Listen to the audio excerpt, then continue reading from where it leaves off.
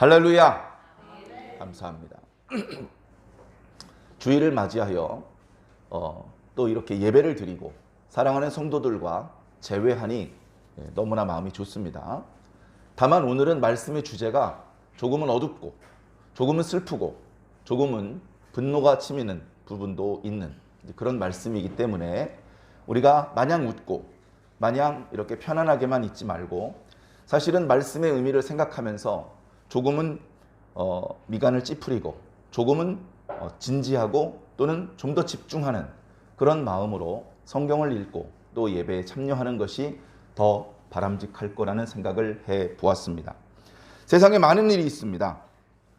희노애락이 있습니다. 그 중에 좋은 것도 있고 안 좋은 것도 있습니다. 좋은 것만 계속 일어나는 사람은 없습니다. 안 좋은 것만 계속 일어나는 사람도 없습니다. 그러나 비교적 안 좋은 일이 좀 더 많이 일어나 보이는 사람이 있고 좋은 일이 좀 더 많이 일어나 보이는 사람이 있을 뿐입니다. 대체로 우리는 자기 자신이 안 좋은 일이 좀 더 많이 일어나는 쪽에 있다라고 생각을 하기 쉽습니다. 그리고 저 건너편에 있는 사람이 쟤는 어떻게 항상 좋은 일만 있는 것 같아. 항상 웃고 있고 항상 좋은 일이 연거푸 일어나는 것 같아. 그런 사람이 주변에 꼭 한두 명씩은 있어 보이게 마련입니다.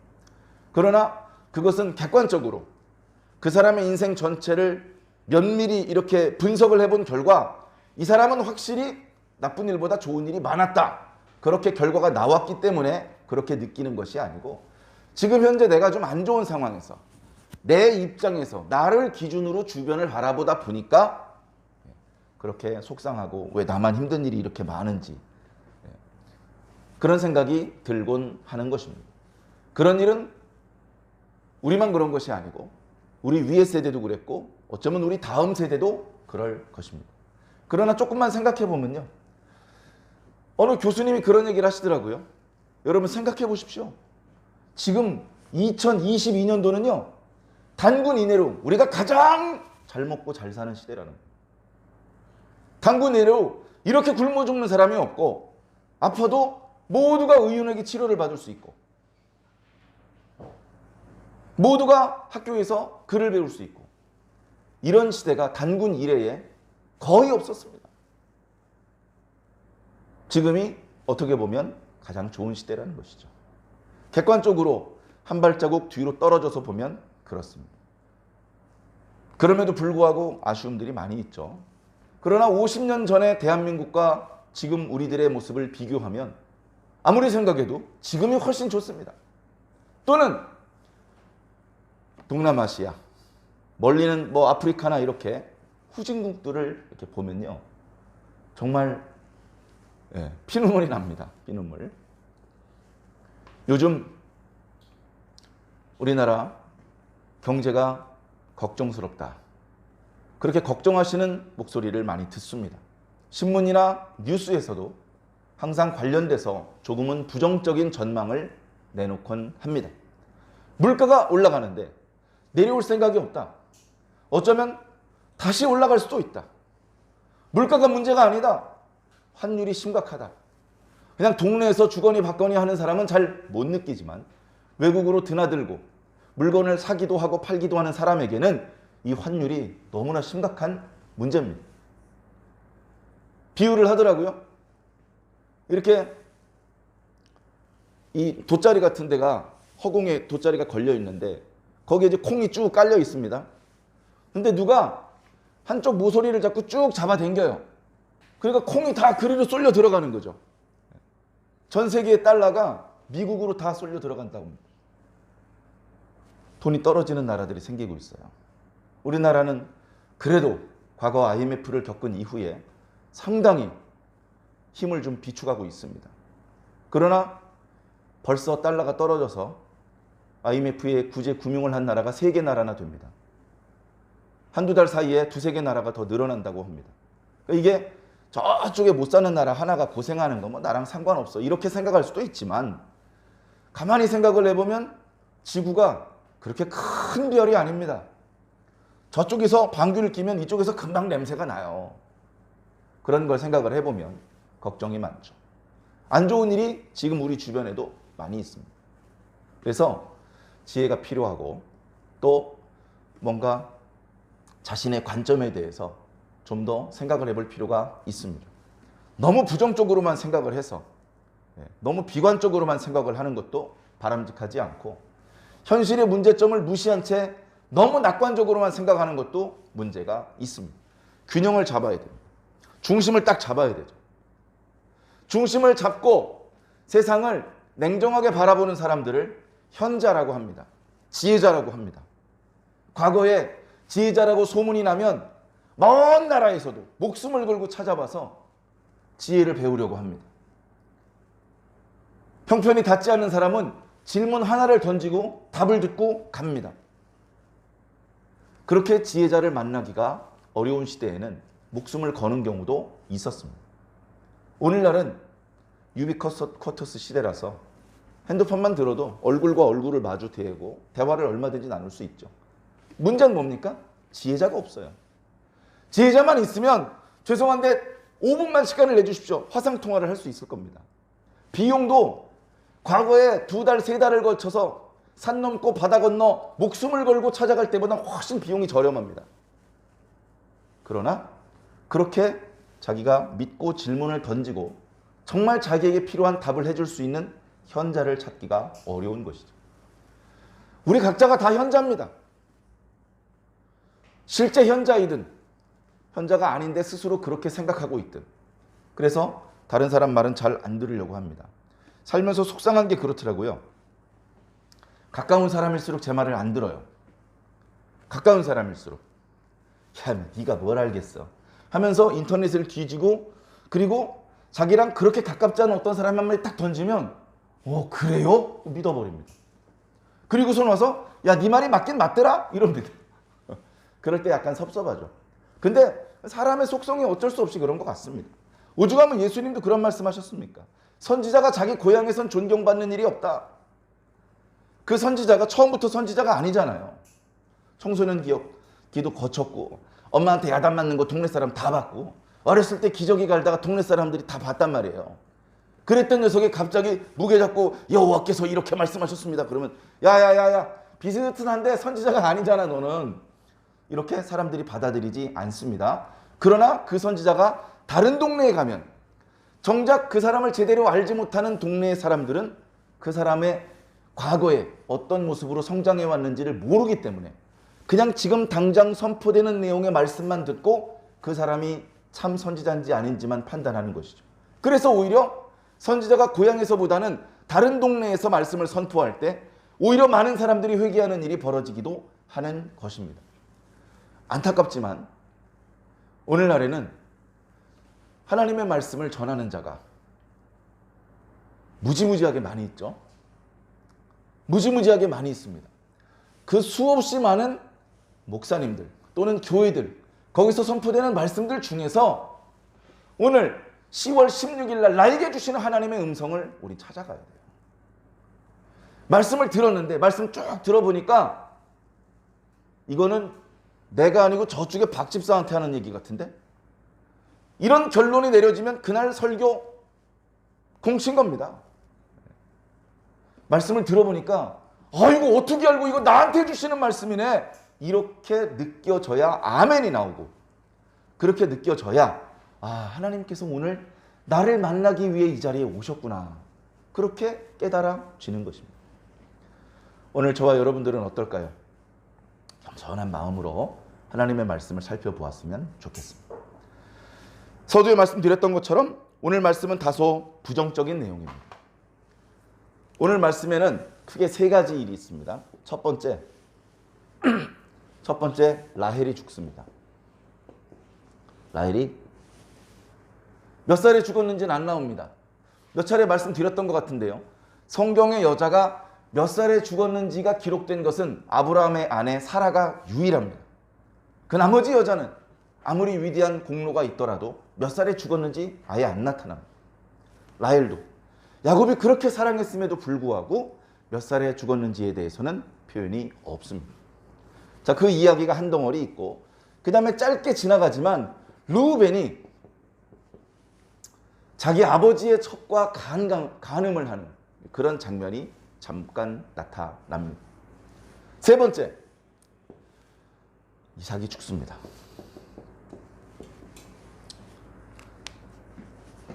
매우 견디기 힘든, 그죠?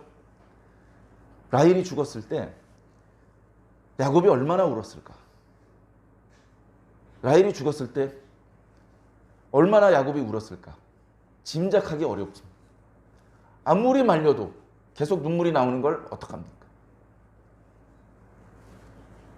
그 슬픔을 견디기 어려워서 거기다 묘를 크게 만들고 비까지 세웁니다. 과거에는 묘에 비를 세우려면 왕쯤 돼야 됩니다. 왕. 성주 정도로는 안 돼요. 왕쯤 돼야 됩니다. 비용이 아무리 많이 들어도 괜찮으니까 비를 세우자. 그리고 그 비가 수백 년이 보존되어서 창세기 말씀이 기록되었을 때까지 보존되어 있었던 것 같습니다. 그래서 그 슬픔을 무릅쓰고 야곱이 계속 가고 있어요. 야곱이 지금 조금 이따 다시 한번 정리를 해드리겠지만 아버지 이삭을 향해서 가고 있습니다. 그러니까 이게 아버지 다녀오겠습니다 해가지고 인사를 하고 외삼촌 집에 갔는데 갔다 오는데 20년 걸렸잖아요. 정확히 외삼촌 집에서 20년을 살은 거예요. 아버지를 20년 만에 만난 건 아닌 것 같아요. 재빨리 아버지를 만났어야죠. 그리고 그보다 하나님을 먼저 만났어야죠. 웬일인지 야곱은 야복강을 건너면서 어떤 사람과 씨름을 하고 그때 축복을 받고 뭔가 성장하고 성숙한 모습을 보이는 듯 하다가 또다시 야곱이 왜 이러지? 이 언약의 대통을 이을 사람이 왜 자꾸 이런 실수를 저지르지? 싶은 그런 모습을 연거푸어 보여주기도 했습니다. 그러나 그런 실수, 그 실수 때문에 생긴 불상사, 그것들을 뒤로 안고 결국은 베델에 올라가서 하나님을 만났고 그리고 뒤이어서 자기 아버지가 계시는 헤브론으로 가고 있는 것입니다. 가다가 이런 불상사가 생기고 있는 것이죠. 그래서 이런 불상사들을 대하는 우리들의 마음의 자세, 왜 이렇게 안 좋은 일이 생기지? 우리는 그리스도인들인데 우리는 다 교회 등록 교인들이고 우리는 다 영적으로 신앙적으로 표현하자면 언약 백성들이고 천국 백성이 될 사람들인데 이 땅에 있는 동안에 하나님 예수님 성령님의 말씀대로 잘 실천하면서 세상의 빛과 소금의 역할을 하고 아직 주님 만나지 못한 사람들을 주님께 인도하면서 세상에 이거보다 좋은 일이 어디 있어? 그런 일을 하면서 살고 있는데 그런 우리들에게도 안 좋은 일이 생깁니다. 일어나지 않아도 될 것 같은 일, 너무나 화가 나는 일,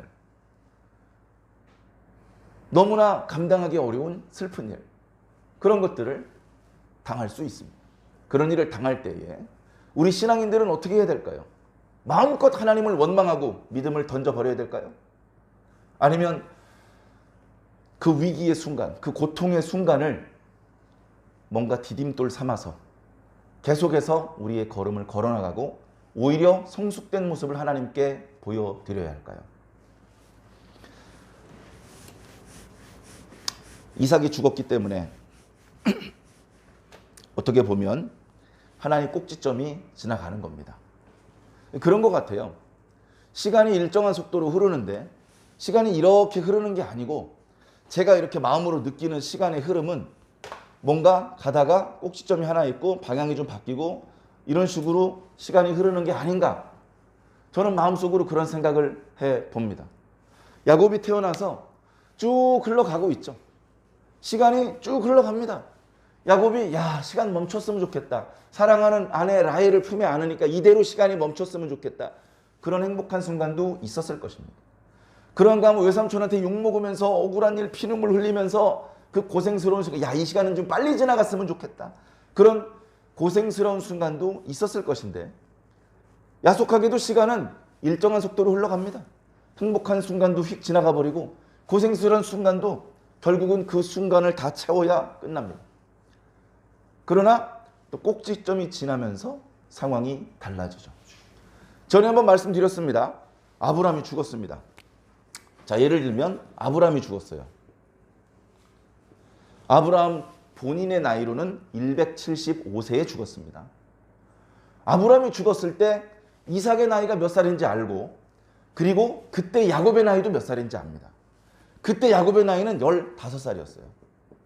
그러니까 잠깐이었지만 3대가 같이 사는 적도 있었습니다.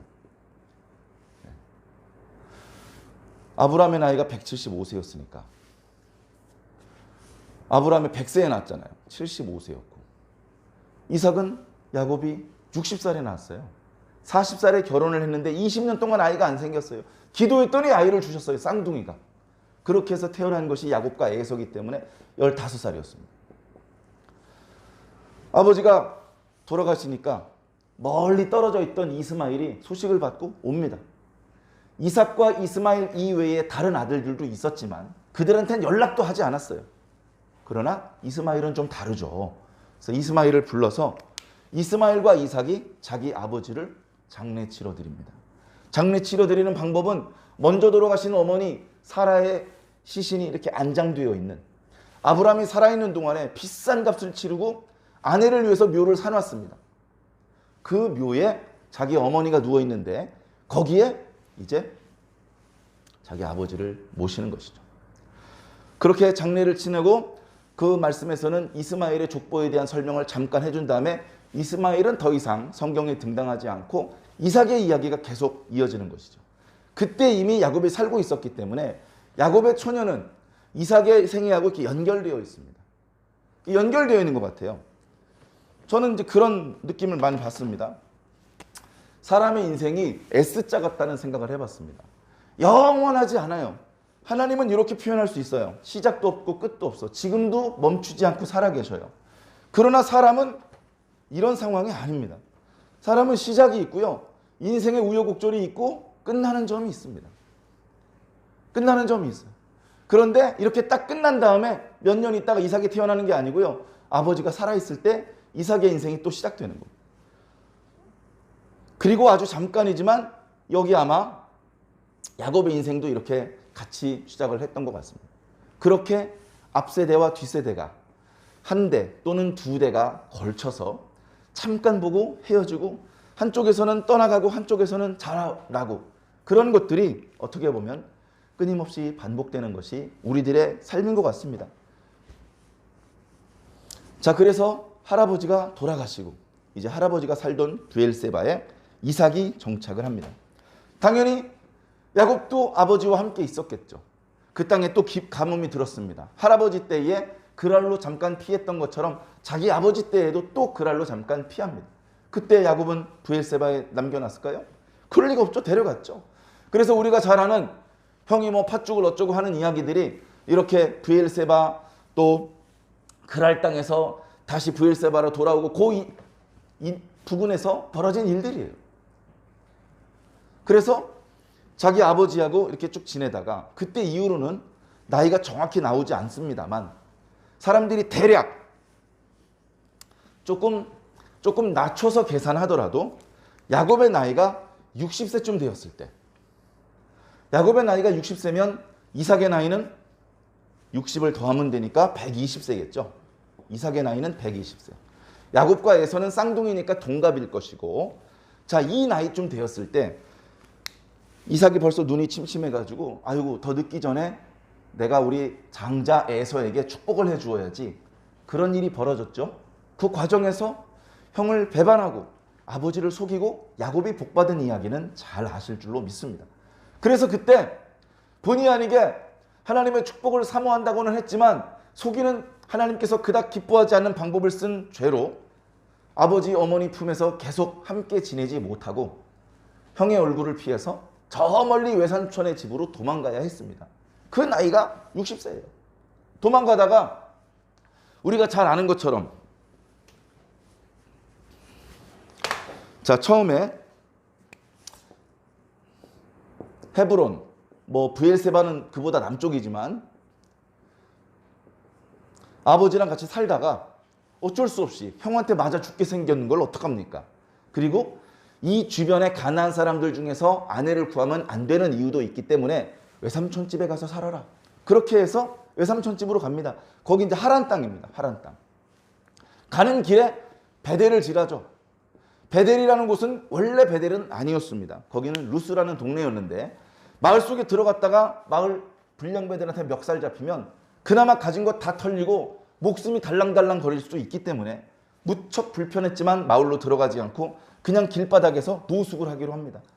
그렇게 엄청나게 춥고 불편한 상황임에도 불구하고 너무나 피곤했기 때문에 골아 떨어졌을 때 꿈중에 하나님께서 야곱을 찾아오시죠. 그리고 야곱은 특별히 하나님께서 그렇게 기뻐하실 만한 뭘 하지 않았지만 하나님께서 그에게 일방적으로 복을 주십니다. 걱정하지 마라. 외삼촌 집에 갔다가 다시 돌아올 때까지 내가 너와 함께 있을 것이고 아무 불미스러운 일 없이 무사히 아버지 집에 돌아올 수 있도록 내가 너를 지켜줄 것이다. 야곱이 꿈에서 깨어서 깜짝 놀랐습니다. 야, 우리 아버지가 하나님 하시더니 아이고 내가 어제 누웠던 이 자리가 하나님의 집이었네. 베델은 하나님의 집이라는 뜻입니다. 그래서 간밤에 벽에로 삼으려고 했던 돌멩이를 이렇게 세로 방향으로 세우고 거기에 아껴두었던 기름을 붓습니다. 그리고서 하나님 말씀하신 대로 제가 무사히 돌아온다면 여호와께서 저의 하나님이 되실 것입니다. 이 돌멩이 있는 곳에 하나님의 집을 세울 것입니다. 그리고 제가 가지고 있는 10분의 1을 하나님께 바치겠습니다. 나름대로 어떤 은혜 체험이 뜨거웠는지 그런 서원을 드리고 다시 용기를 내서 외삼촌의 집에 갑니다. 그래서 우리가 잘 아는 것처럼 20년을 있었죠. 외삼촌 집에 있었던 우여곡절을 다 말씀드리려면 오늘 예배 시간이 부족할 것 같습니다. 그러나 어쨌든 20년이 지나는 동안 아내는 4명이 되었고 아들 11명에 딸이 1명, 대가족을 이루었습니다. 물론 외삼촌 라반은 야곱보다 한 수 위였어요. 뭘로? 속이 치고 등 쳐먹는 걸로. 그래서 무수히 속았습니다. 자기가 형을 속였었는데 지금은 자기가 외삼촌에게 속고 있습니다. 속아보니까 이빨이 갈리고 분노가 끝없이 끓어오릅니다. 너무나 화가 났는데 외삼촌의 세력 앞에 자신의 의견을 피력할 자격도 권리도 없는 상황이어서 참을 수밖에 없었죠. 그러면서 속으로 형이 나한테 속았을 때 우리 아버지가 나한테 속았을 때 이렇게 화가 났었겠구나.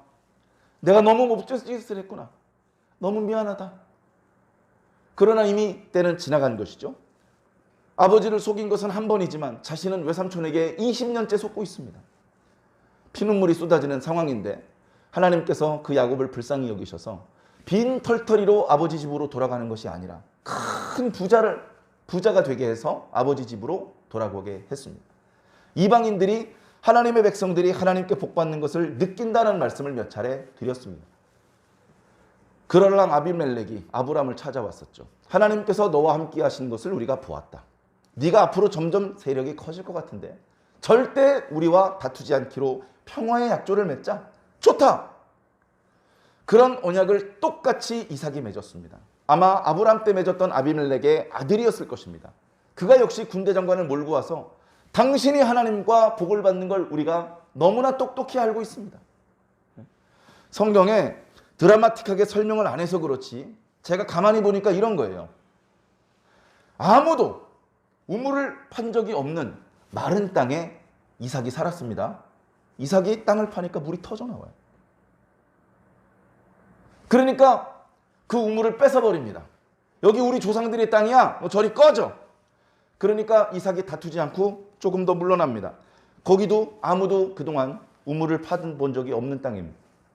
그래 거길 파니까 물이 터져요. 원래 50번 우물을 파면 한두 번 터져야 되는데 이삭은 팔 때마다 우물이 터집니다. 그 소식을 아비멜렉과 그 그랄 사람들이 모를 수가 없죠. 야, 거긴 우물 안 터지는 데잖아. 거기 어떻게 물이 터지냐? 물만 많대. 물만만 좋대. 그래가지고 이삭이 머무는 자리마다 우물이 터지는데 옛날에 이삭이 머물렀던 자리는 물이 마릅니다. 원래 물이 있었던 게 아니고 이삭이 거기 있기 때문에 하나님께서 복을 주셔서 물이 있는 거예요. 이삭이 지나가니까 물이 마르고 지나다니는 사람이나 짐승에게 위험한 구덩이만 남은 겁니다. 그러니까 메울 수밖에 없는 거예요. 여기 뭐 물도 없는데 괜히 사람 다칠 일 있냐? 메워버려. 그래서 메운 겁니다. 물이 잘 나오는 우물을 왜 메웠겠습니까? 그것을 한두 번도 아니고 수십 번 경험하다 보니까 야, 이삭은 우리가 다투어서 이길 수 없는 존재다. 저렇게 자기가 머무는 자리마다, 장막을 치는 자리마다 샘이 터져 나오는 것은 저 사람에게 강한 신이 붙어있기 때문이다. 저 사람들 몇 명 안 되지만 저 사람에게 붙어있는 신은 이길 수 없다. 그럼 어떻게 하면 좋습니까? 빨리 가서 화평의 조약을 맺어야지. 그래서 이삭 때에도 와서 하나님께서 당신과 함께하는 것을 우리가 여러 번 보았소. 우리 다투지 맙시다. 그렇게 평화의 언약을 맺었던 겁니다. 야곱은 어떻습니까? 그럴 사람과 화평의 조약을 맺지는 못했습니다. 거기로부터 멀리 떨어져서 하란 땅의 외삼촌 라반과 함께 살았기 때문에 그렇습니다. 그런데 라반도 느낍니다. 야, 네가 처음에 올 때는 우리 집에 양이나 염소가 몇 마리 안 됐었는데 네가 우리 집에 온 때부터 급격하게 양과 염소의 마리수가 늘어났다. 아무리 생각해도 이건 하나님께서 너 때문에 우리 집안 전체에 복을 주신 것 때문인 것 같다. 그러니까 기한 찼다고 돌아가지 말고 미안하지만 나랑 같이 지내자. 너 덕분에 우리 복 좀 더 받자. 전에는 꽁으로 부려먹었는데 이젠 품삯을 줄게. 이렇게 라반은 야곱의 발목을 잡은 것이죠. 그래서 그 기간 동안에 하나님께서는 라반의 소유를 야곱의 소유로 바꾸셨습니다. 어떤 방법을 썼는지는 지나간 영상을 참고해 주시면 될 것 같고요. 나중엔 이렇게 됐습니다. 라반이 가진 것보다 야곱이 가진 게 더 많아져 버렸어요. 그렇게 많은 소와 양과 염소를 가진 사람을 자기 집 품꾼으로 부리기에는 너무 많은 걸 가져버렸어요.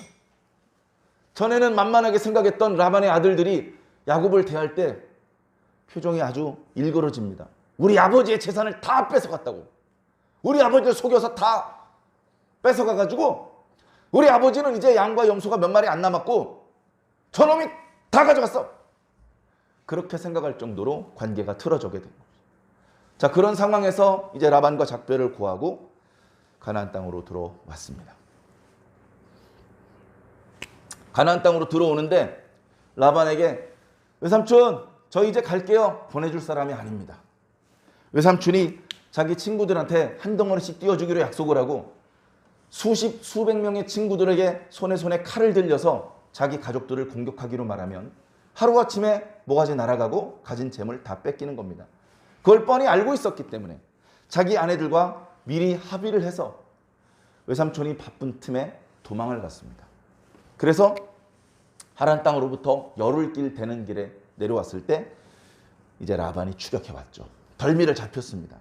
죽여버리려고 혼자 가지 않고 수십 명 친구들을 무장을 해가지고 갔는데 하나님께서 야곱하고 시비를 다투지 말라 그렇게 말씀하시는 통에 아무것도 못하고 망신만 당하고 결국 거기서도 라반과 평화의 조약을 세웠습니다. 무더기를 세웠어요. 무더기.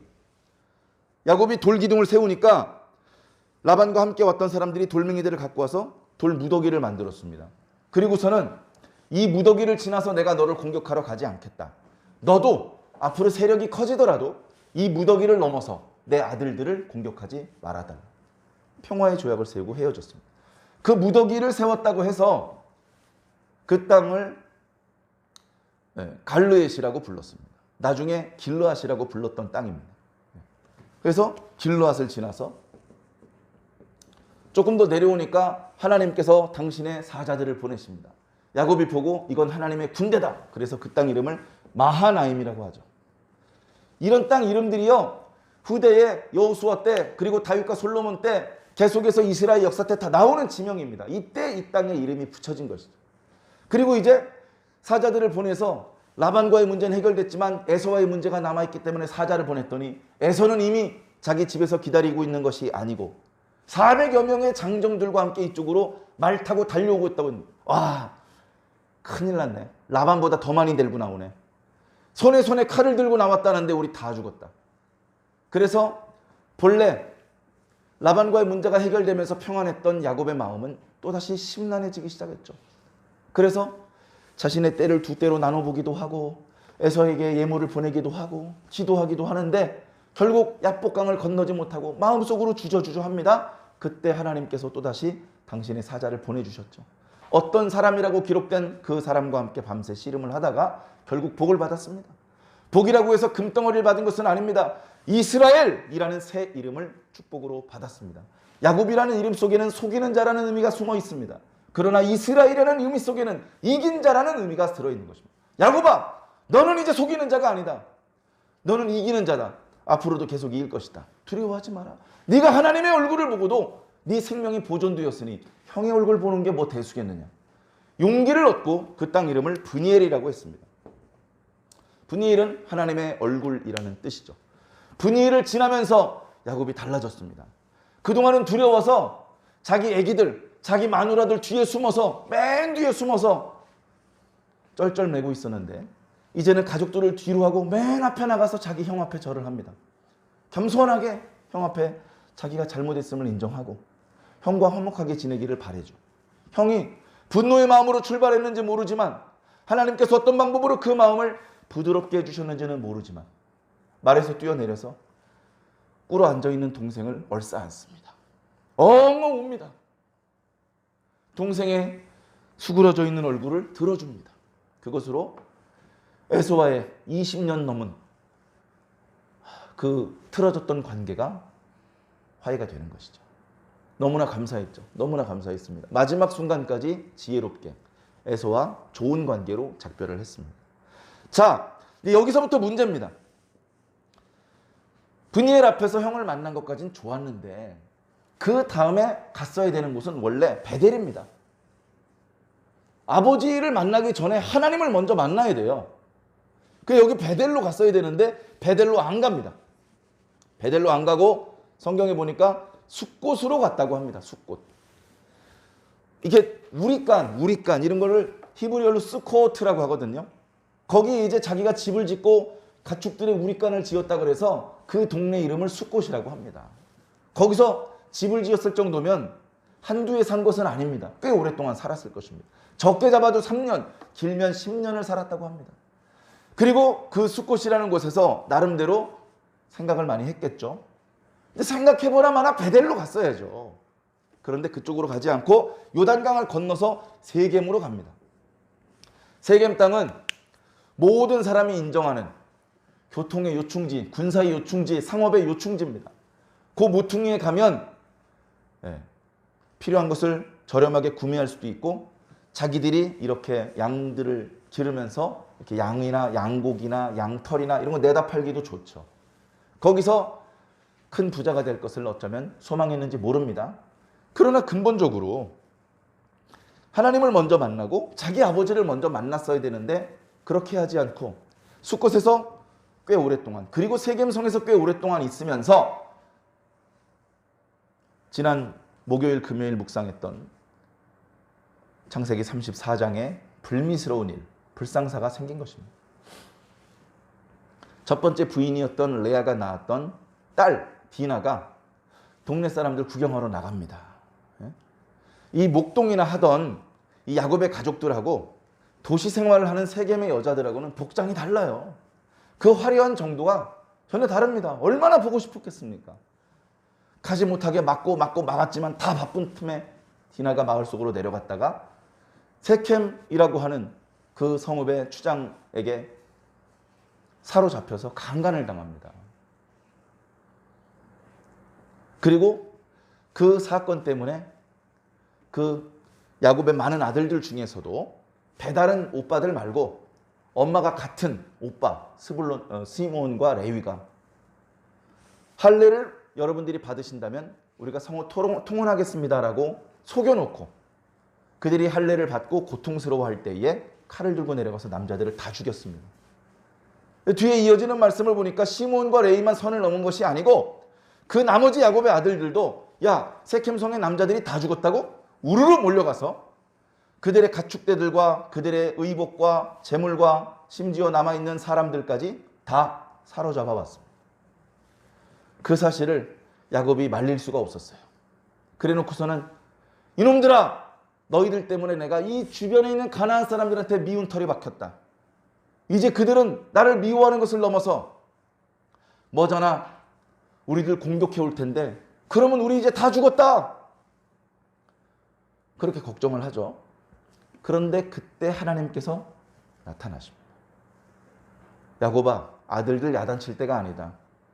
너 지금 당장 짐 싸서 베델로 올라와라. 거기서 살아라. 여기 세겜성에서도요. 이 세겜성에서도 제단을 쌓고 하나님께 제사를 드렸어요. 엘 엘로의 이스라엘. 하나님은 에서의 하나님이 아니고 이스라엘의 하나님이시다. 그런 고백을 올렸어요. 그걸 충분하지 않아요. 처음에 올라갈 때 베델에서 이 돌베개를 딱 세워놓고 기름 붓고 거기서 세겜에서 제사 드리겠다고 약속한 게 아니잖아요. 베델에서 제사 드리겠다고 약속했잖아요. 베델로 올라가라. 거기서 나에게 제단을 쌓아라. 그래서 야곱의 가족들을 총집합합니다. 한동안 보이지 않던 가장으로서 부족장으로서의 위험이 보이는 순간이었습니다. 고민을 많이 했을 것입니다. 내가 이제 베델로 올라가야 되겠구나. 손해가 발생하더라도 이건 피할 수 없는 일이구나. 베델로 올라가서 뭘 할 거냐면 하나님을 만날 거야. 하나님을 만나야 되는데 그냥 갈 수가 없어. 지금 이 모습, 이 상태로는 하나님께 갈 수가 없어. 그걸 이제 하나님을 만날 생각을 하니까 느끼는 겁니다. 여러분, 여러분들에게 이방 신상이 있다는 것을 알고 있습니다. 이방 신상을 버리고 가야 됩니다. 하나님을 만나러 가야 되기 때문에 이방 신상을 가지고 갈 수는 없습니다. 여기다 버리고 가야 됩니다. 여러분, 스스로 정결하게 하십시오. 물로 몸을 씻는 것을 의미합니다. 여러분, 의복을 바꾸십시오. 여러분들 세겜성에 살면서 세겜 사람들, 그 가나안 사람들이랑 복장이 비슷해져 버렸는데 하나님께서 기뻐하시지 않습니다. 다시 검소한 복장으로 바꾸시고 그들이 내놓은 이방 우상의 드라빔 같은 것들이 무수히 많았습니다. 그걸 세겜 성편 언저리에 있는 상수리 나무에 묻고 출발을 했습니다. 하나님께서 도와주십니다. 그 주변 부족들에게 큰 두려움이 임하게 하셔서 감히 야곱의 아들들을 죽여가지 못하게 합니다. 안전하게 베델에 도착했습니다. 베델에 도착해서 비로소 야곱이 무릎을 꿇었습니다. 하나님 앞에 무릎을 꿇었습니다. 거기서 엘 베델이여 라고 말했습니다. 그것은 베델의 하나님이여 라는 뜻입니다. 성경은 말하고 있습니다. 야곱이 가나안으로 돌아왔음에. 그러니까 길르앗도 마하나임도 브니엘도 스콧도 세겜도 아직 가나안에 돌아온 게 아닙니다. 베델로 돌아오니까 드디어 야곱이 가나안에 돌아왔음에 하나님께서 다시 야곱을 만나주셨고 하나님께서 다시 야곱에게 복을 주셨다라고 기록하고 있습니다. 가나안으로 돌아오면 복 주시려고 하나님께서 기다리셨는데 안 돌아오는 겁니다. 주변을 맨맨 도는 겁니다. 그런 분들 의외로 많이 있습니다. 우리 교회는 작아서 이게 참 어려운 문제지만 조금 교회가 커지면요. 하나님께 집중을 하지 못해요. 하나님께. 주차장에서 맹맹 돌다 나가기도 하고 건물 안에 들어와서 로비를 왔다 갔다 하다 집에 가버리고 예배실 문 앞에 복도에서 서성거리다 집에 가버리는 사람도 있습니다. 예배실에 들어왔어도 하나님께 집중을 하지 못합니다. 성가대원들 가운 봤다가 이쪽에 있는 오르간 쳐다봤다가 여러분 하나님께 집중하셔야 됩니다. 하나님께 초점을 맞춰야 됩니다. 하나님 하늘에 계십니다. 하늘이라고 저 구름이 떠있는 하늘을 말하는 것 아닙니다. 영적인 의미에서의 하늘입니다. 그 하늘을 향해서 우리들의 몸과 마음과 영혼을 집중해야 됩니다. 거기에 하나님의 보좌가 계십니다. 하나님의 보좌에 우리들의 마음과 생각을 집중해야 됩니다. 보좌에 앉으신 이에게 집중해야 됩니다. 그분의 얼굴, 그분의 눈동자에 집중해야 됩니다.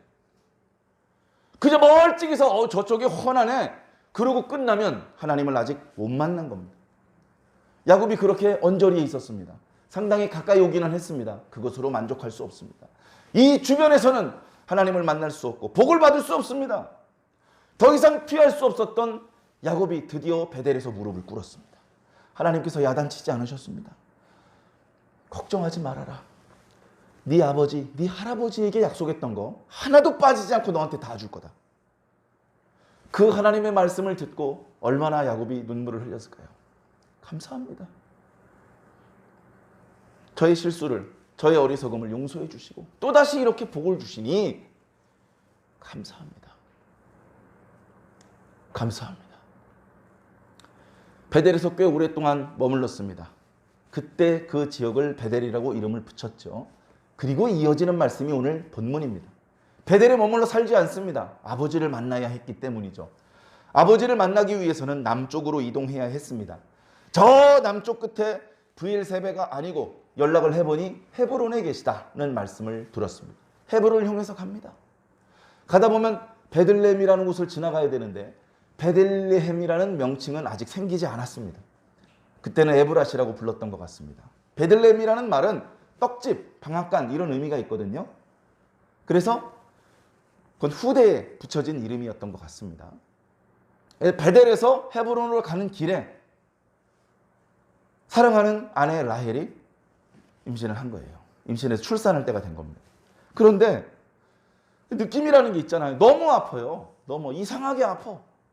그래서 이렇게 강행군을 하다가는 이거 불미스러운 일이 생길지도 모르겠다. 행군을 멈춥니다.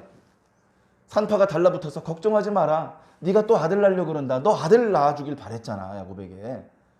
조금만 참으면 되니까 견뎌, 힘내. 너 아직 젊어. 괜찮아, 힘내. 이렇게 하고 있는데 라헬의 명이 다 했는지 라헬이 죽어갑니다. 산파도 의원도 도와줄 수가 없습니다. 그렇게 해서 아이가 나오는데 죽기 직전에 라헬이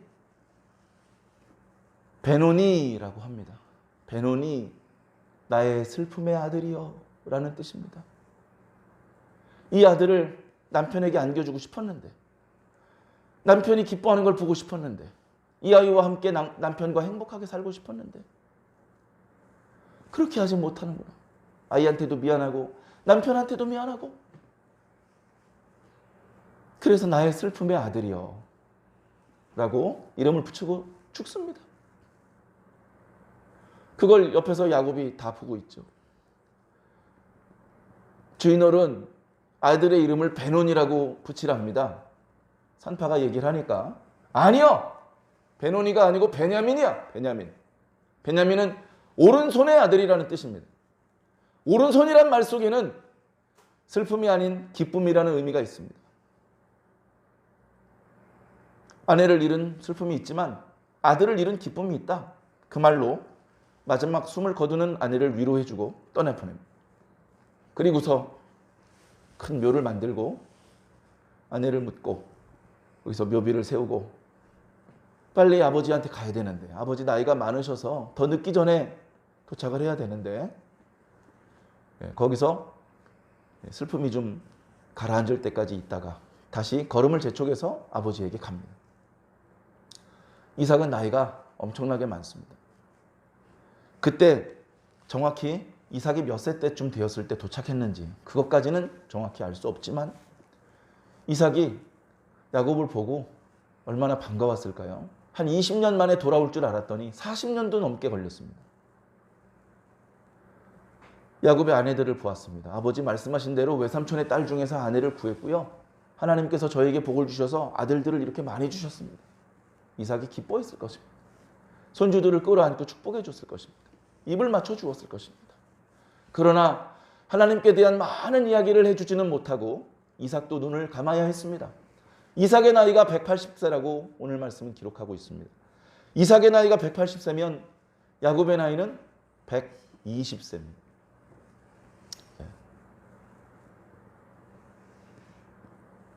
아버지가 돌아가셨다는 소식을 세일산에 살고 있는 형에게 전달을 해서 형과 함께 애곡하고 자기 아버지를 자기 할아버지와 할머니가 묻혀 계신 곳에 안장을 해드립니다.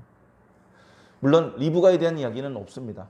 돌아왔을 때 리브가는 이미 죽었고 이삭이 자기 아버지와 어머니가 묻혀 계신 곳에 안장을 해드렸던 것 같습니다. 그렇게 하고 그리고 나서 다시 전에 살고 있던 브엘세바까지 내려가기에 기력이 딸렸는지 그냥 헤브론에 살고 있었을 때, 그때 이제 야곱이 도착을 했던 것 같습니다. 자, 그렇게 해서 또 이삭의 시대가 끝납니다. 이어지는 말씀을 보면 갑자기 36장에는 에서의 족보 이야기가 장황하게 나옵니다. 에서의 이야기가 장황하게 나와요. 나오는 이유는 뭐 간단하죠. 이제 에서의 이야기는 성경에 다시 나오지 않기 때문에. 이어지는 37장부터는 이제 야곱밖에 남아있는 게 없습니다.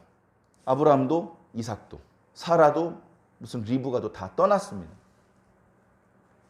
그냥 야곱이 있죠. 야곱의 아내 몇 명이 살아남아 있고 아들들이 이제 성장하고 있는 이야기입니다. 그래서 이제부터는 오히려 야곱은 별로 등장하지 않고 야곱의 아들 요셉의 이야기가 본격적으로 등장을 하고 잠깐 유다의 이야기가 나타나고 그렇게 이런저런 에피소드들이 지나서 야곱의 가족 70명이 애굽으로 내려가는 이야기로 그리고 거기서 야곱이 죽고 그 다음에 요셉이 죽는 이야기로 창세기는 마무리됩니다. 다시 오늘 서두에 말씀드렸던 이야기로 돌아와서 지금 야곱에게는 견디기 힘든 슬픔이 두 가지가 생깁니다. 눈에 넣어도 아프지 않을 아내 라헬이 죽었습니다. 그리고 너무나 죄송했던 너무나 사랑하는 아버지가 죽었습니다. 그리고 그 중간에 잠깐 나오지만 르우벤이 자기 첩과 간음하는 이야기를 들었습니다. 엄청나게 속에 분노가 일었을 테지만 그것을 참고 있습니다. 아버지를 만나러 가야 되기 때문에 그랬겠죠. 라헬을 사랑했기 때문에 라헬을 향한 야곱의 사랑은 요셉에게 집중됩니다. 그리고 당연히 베냐민에게 집중될 것이고 그리고 라헬의 몸종이었던 빌하와 그의 아들들 단과 납달리에게 집중됐을 것입니다. 그것에 대해서 섭섭함을 느꼈던 르우벤이 범죄를 저지른 것 같은데 결국 그것은 없어지지 않고 마지막 야곱의 입을 통해서 하나님께서 말씀하실 때 마땅히 장자로서 받아야 될 축복을 동생들한테 빼앗길 수밖에 없는 그런 상황으로 이어지게 됩니다. 이제 마무리하겠습니다. 성경에서도 우리들의 인생 속에서도 불행한 일이 연거푸 발생할 수 있습니다. 그것은 하나님께서 돌아가셨거나 능력을 잃으셨기 때문이 아닙니다. 하나님이 여전히 살아계시고 전능하십니다. 그럼에도 불구하고 하나님의 백성들에게 그런 슬픈 일들은 발생할 수 있습니다. 그때 우리가 놓쳐서는 안 되는 것들이 많이 있는데요. 그런 험악한 어려운 순간에서도 하나님의 뜻은, 하나님의 언약은, 하나님의 계획, 하나님께서 하시는 일은 중단되지 않는다는 것입니다. 나는 지금 슬프지만 하나님께서는 당신의 일을 중단하지 않으신다는 것입니다. 계속해서 당신의 뜻은 진행되고 있다는 것입니다. 그렇기 때문에 우리는 그 슬픔에 너무 매몰되지 않고 충분히 울고 슬퍼한 이후에는 다시 기운을 차리고 자신이 마땅히 해야 될 역할에 충실해야 하는 것입니다. 눈물을 닦고 정신을 차려보니 형은 벌써 세임산으로 돌아갔고 자기 주변의 아들들과 아내들이 자기 얼굴만 꿈뻑꿈뻑 보고 있습니다. 어떡합니까? 빨리 장례를 뒷정리하고 자기 장막으로 돌아가야 합니다. 자기들의 양떼를 돌보라고 목자들을 재촉해야 되고 나이가 아직 어리지만 아들들에게도 양떼들을 맡겨서 경험을 쌓게 해야 됩니다. 그 아이들 믿을 만한 며느리들을 짝지어서 결혼하게 만들어야 됩니다. 해야 될 일이 산적해 있죠. 그냥 슬퍼만 할 수는 없는 것입니다. 우리도 마찬가지죠. 속상하고 힘든 일이 있더라도 잠깐은 멈추고 슬퍼하다가 다시 기운을 차려서 우리가 마땅히 해야 될 일을 해야 되는 것입니다. 아버지께서 일하시니 나도 일한다. 예수님 말씀하신 것처럼 하나님께서 지금도 당신의 뜻을 펼치고 있다면 우리가 잠깐 슬퍼하느라 멈추고 있는 것을 이해해 주실 것입니다. 그리고 다시 위로해 주시고 용기를 주시는 하나님께서 다시 힘있게 일할 수 있도록 도와주실 것입니다. 그리고 당연히 이런 어려운 순간에 절대 잊어버려서는 안 되는 것은 예수 그리스도입니다. 어려울 때 우리가 더 가까이 가야 되는 곳이 바로 십자가입니다. 오늘 예배 시작하기 전에 불렀던 찬송가에 보면 너무나 어려운 일을 만났던 어떤 사람이 너무나 힘들어서 쉬고 싶은데 쉴 만한 곳을 찾지 못하고 있다가 십자가 그늘에서 쉬겠다라고 노래하는 찬송이었습니다.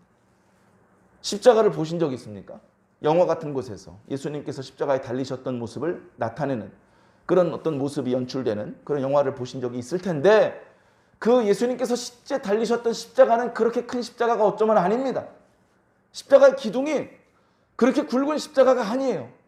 그 아래쪽에 걸터 앉아봤자 충분히 햇볕을 가려주고 그늘을 만들어주지 못합니다. 그럼에도 불구하고 오늘 우리가 함께 불렀던 찬송가 415장의 시인은 내가 십자가 그늘에서 쉬겠다. 내가 비로소 거기서 쉴 곳을 얻었다. 라고 노래하고 있습니다. 이 사람이 만난 십자가는 2000년 전에 예수님께서 실제 달리셨던 십자가가 아니고 예수님의 사랑으로 예수님의 사랑을 상징하는 그 영적인 십자가, 그 밑둥이 너무나 크고 굵은 십자가를 만났던 것입니다. 멀리서 볼 땐 조그마 보였고 보잘것없어 보였는지 모르지만 십자가에 가까이 나아갈수록 그 십자가는 거대한 십자가고 충분히 나에게 그늘을 주고 풍우를 막아줄 수 있는 안식처가 되어 주었다는 것입니다. 그리고 그 사람은 그 십자가 그늘에서 기운을 다시 회복해서 그 위에 아직도 달려 계신, 아직도 우리를 위해서 피를 흘리고 계신 예수 그리스도를 보고 자신을 향한 주님의 사랑을 깨닫고 눈물을 한없이 흘렸다라고 고백하고 있습니다.